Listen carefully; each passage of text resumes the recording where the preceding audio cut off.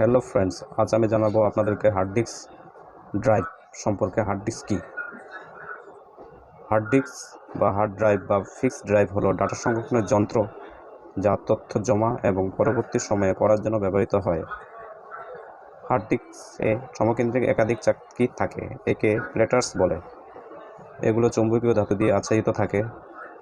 প্লেটার্সগুলো চৌম্বকীয় হেডস বা মাথার সাথে জোড়া দেয়া থাকে।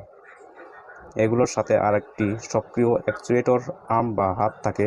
এই অ্যাকচুয়েটর হাত প্লেটার্সগুলোর উপরিভাগ থেকে তথ্য পড়তে এবং তথ্য জমা করতে ব্যবহৃত হয়। ডাটাগুলো ড্রাইভে স্থানান্তরিত হয় র্যান্ডম অ্যাক্সেস প্রক্রিয়ার ভিত্তিতে। এর মানে হলো ডাটা যখন ড্রাইভে রাখা হয় এগুলো পরপর সাজানো হয় না, বরং যে কোনো খালি জায়গায় ডাটা জমা করা হয়। হার্ড ড্রাইভ বা ডিস্ক কম্পিউটার বন্ধ করার পরও